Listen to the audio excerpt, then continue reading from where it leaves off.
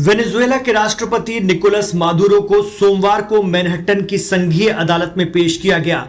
Video में नजर आता है कि भूरे रंग का कैदियों वाला जंप सूट और भूरे रंग के जूते पहने हुए वो लड़खड़ाते हुए नजर आ रहे हैं। साथ में उनकी पत्नी भी उनके साथ हैं। उन्हें भी कस्टडी में रखा गया है। मादुरो की सुनवाई के दौरान मैनहट्टन कोर्ट के इर्द गिर्द सुरक्षा बढ़ा दी गई। आसपास के इलाकों में जबरदस्त बैरिकेडिंग थी। मुख्य प्रवेश पर भी सुरक्षा का दायरा जबरदस्त था। इसके अलावा पेट्रोलिंग वाले इलाकों में पुलिस अधिकारियों की तैनाती की गई थी। इस मामले में 92 साल के जज एल्विन हेलरस्टीन की अदालत फैसला सुनाएगी। एल्विन को साल 1998 में राष्ट्रपति बिल क्लिंटन ने नियुक्त किया था। आपको बता दें कि वेनेजुएला के राष्ट्रपति निकोलस मादुरो को न्यूयॉर्क के ब्रुकलिन जेल में रखा गया है और लंबे समय से यह जेल गंभीर अव्यवस्थाओं को लेकर चर्चा में रहा है। ये हालात रहे हैं कि कुछ जजों ने तो अपने आरोपियों को वहां भेजने से इनकार तक कर दिया। अमेरिका के न्याय मंत्रालय ने मादक पदार्थों की तस्करी और टेररिज्म का इल्जाम वेनेजुएला के प्रेसिडेंट निकोलस मादुरो पर लगाया है। अमेरिकी अधिकारियों के मुताबिक मादुरो के खिलाफ की जा रही कार्रवाई लंबे समय से चल रही जांच और अभियोग का नतीजा है।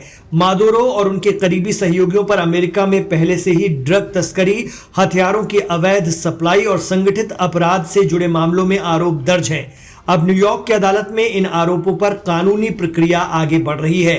मादुरो की गिरफ्तारी और अमेरिका में पेशी को लेकर इंटरनेशनल सतह पर तीखी प्रतिक्रिया सामने आई है। चीन और ईरान समेत मादुरो के कुछ सहयोगी देशों ने अमेरिका से उनकी तत्काल रिहाई की मांग की है।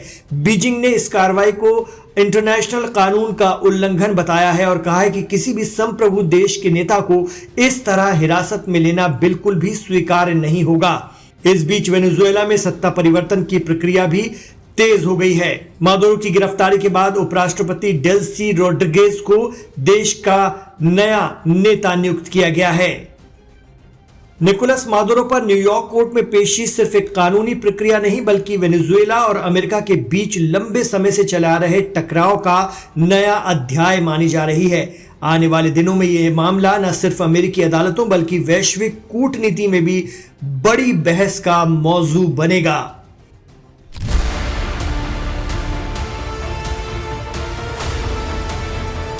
अमेरिकी राष्ट्रपति डोनाल्ड ट्रंप ने अब क्यूबा और कोलंबिया को भी धमकी दी है। उन्होंने कहा कि कोलंबिया के राष्ट्रपति कोकीन तैयार करने के धंधे में जुटे हैं और उसकी सप्लाई अमेरिका की जा रही है। इसके अलावा क्यूबा को भी लेकर उन्होंने कहा कि वहां पर भी कभी भी सरकार गिर सकती है।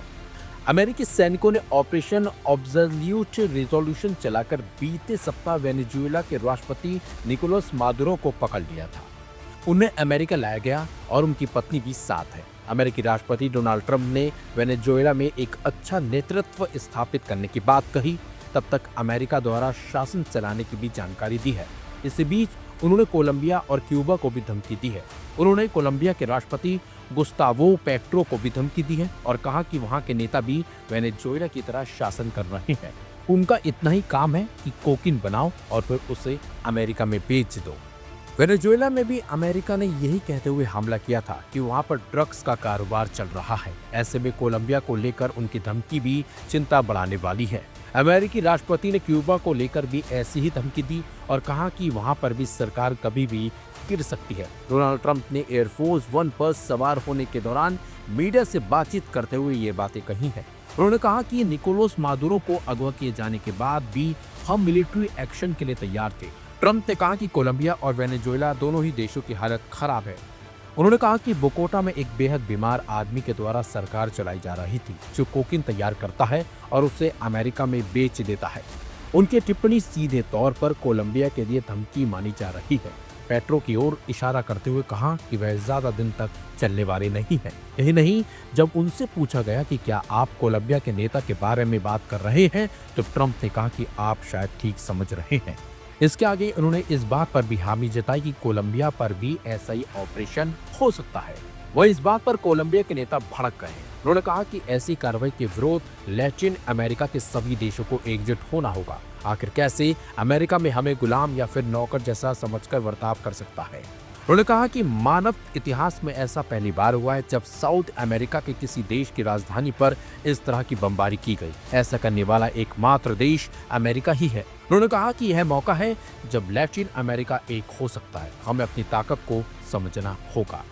ऐसे में अब देखना होगा कि कोलंबिया और क्यूबा कुछ बड़ा एक्शन ले सकते हैं, लेकिन देखना होगा जिस तरह की धमकी अब ट्रंप इन दोनों देशों को दे रहे हैं, क्या वो दिन और वक्त दूर नहीं जब ऐसे हमला यानी कि वेनेजुएला पर जैसा हमला हुआ वो इन देशों पर भी हो सकता है। ये भी एक देखने वाली बात होगी।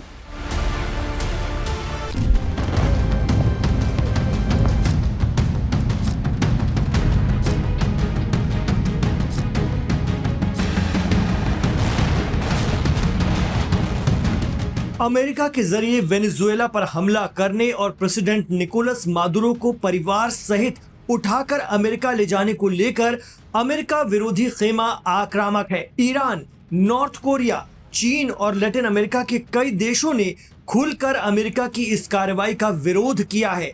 उत्तर कोरिया के लीडर किम जोंग उन ने तो अमेरिका की वेनेजुएला में हुई इस हरकत के दूसरे ही दिन एक ताकतवर मिसाइल का परीक्षण करके अपना क्लियर संदेश दे दिया।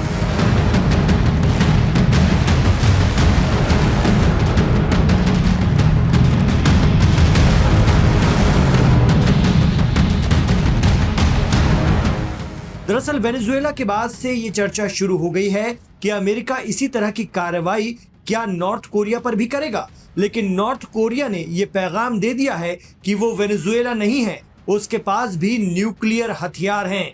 दरअसल चर्चा ये भी चल पड़ी है कि अमेरिका उन दुश्मन देशों पर हाथ नहीं डालता जिनके पास किसी न किसी रूप में न्यूक्लियर हथियार हैं, या अमेरिका की इस तरह की कार्रवाइयों से निपटने के लिए न्यूक्लियर पावर का होना जरूरी है, वरना वेनेजुएला जैसा हाल हो जाएगा।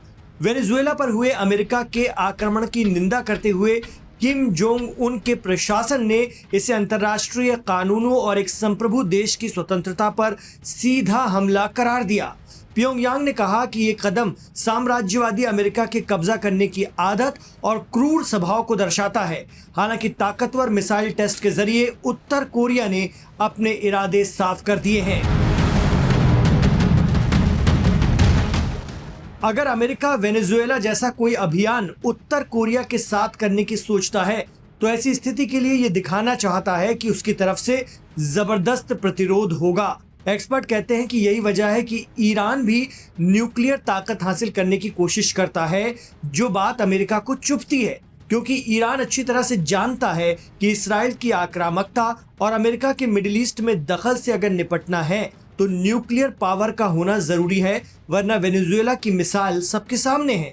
ईरान भले ही साफ कहता रहा है कि उसका न्यूक्लियर प्रोग्राम शांतिपूर्ण और एनर्जी उद्देश्यों के लिए है, बावजूद इसके उसके न्यूक्लियर सेंटर्स पर अमेरिका ने हमला किया। इतना ही नहीं, अब ईरान के मिसाइल प्रोग्राम को लेकर भी धमकियां दी जा रही हैं। लेकिन जानकार कहते हैं कि ईरान वेनेजुएला नहीं है, उस पर हाथ डालने से पहले अमेरिका को 100 बार सोचना पड़ेगा। फिर भी अगर इसराइल के उकसावे पर अमेरिका कोई कार्रवाई करेगा तो ईरान की प्रतिक्रिया भयानक हो सकती है। लेकिन वेनेजुएला की घटना और किम जोंग उन के साथ ही ईरान का रिएक्शन बता रहा है कि ये देश अमेरिका की मनमानी से निपटने के लिए बरसों से तैयार हैं और इन देशों पर निगाह डालना अमेरिका के लिए भी खतरनाक साबित हो सकता है। अन्य विशेषज्ञों के मुताबिक अमेरिका द्वारा उत्तर कोरिया में ऐसा कोई हमला करने की संभावना कम है, क्योंकि एक तो उत्तर कोरिया सीधे तौर पर अमेरिका से उलझने से बचता आया है, हालांकि वो धमकी देता रहा है। दूसरी तरफ वेनेजुएला की तुलना में उत्तर कोरिया और ईरान की रिजीम ज्यादा मजबूत है और उनके पास एडवांस हथियारों से लैस सेना है।